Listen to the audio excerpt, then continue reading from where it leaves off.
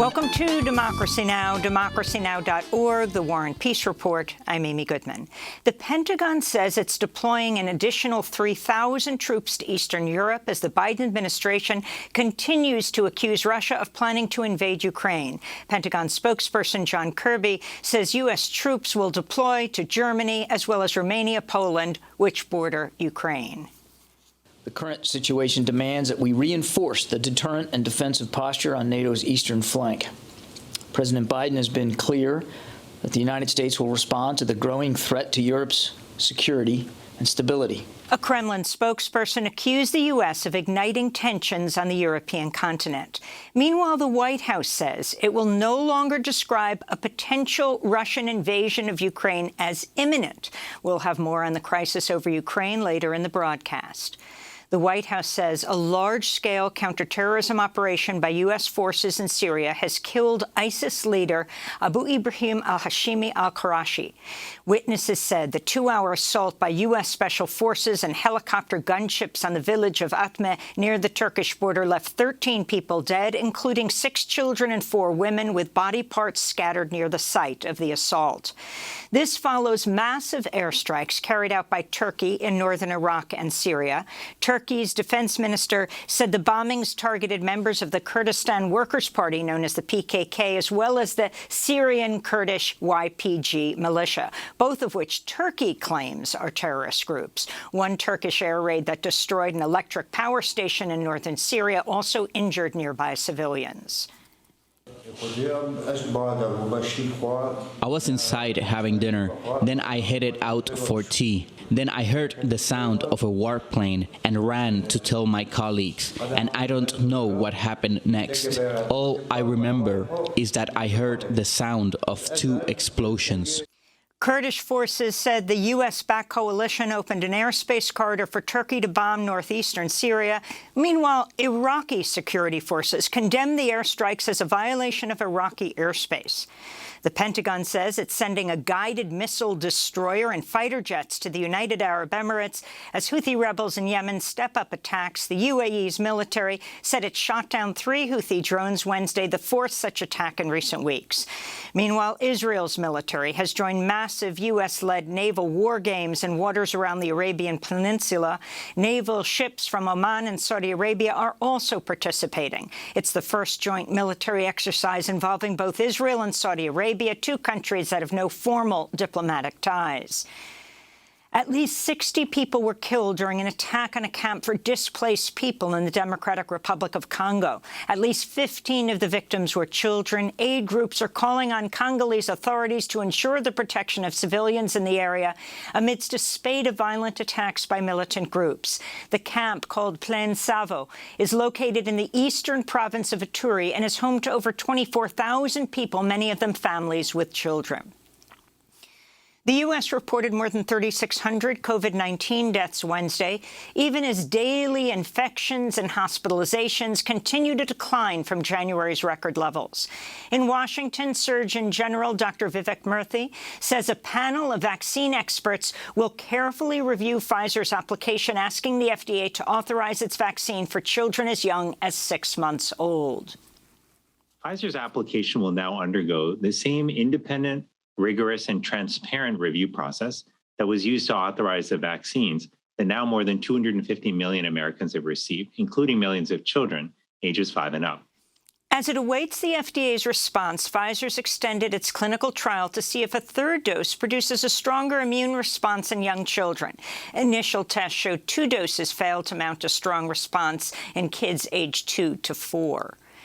The U.S. Army says it will immediately begin discharging soldiers who refuse to comply with the Pentagon's vaccine mandate. More than 3,300 Army personnel have so far refused COVID shots.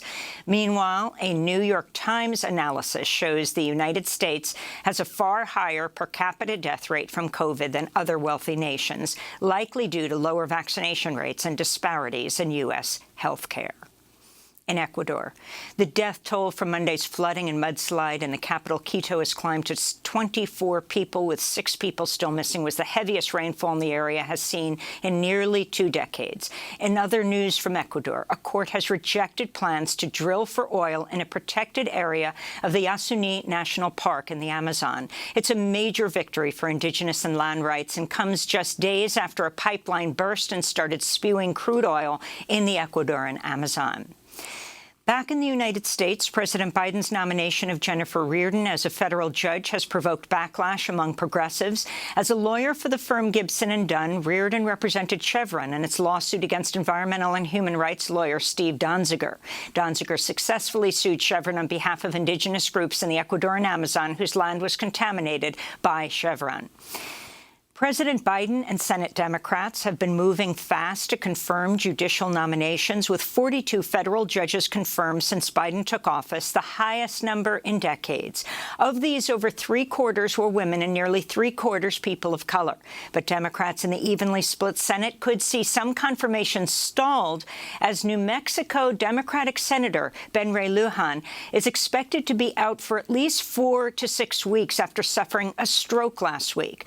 Biden vowed to nominate a Supreme Court justice to fill Stephen Breyer's seat by the end of the month.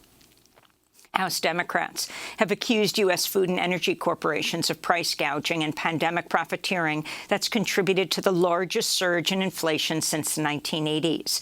Congressmember Frank Pallone said at a House Energy and Commerce Committee hearing Wednesday that corporate executives have unfairly raised prices not only on pandemic essentials like COVID tests, masks, and hand sanitizer, but also on staple items like food and fuel.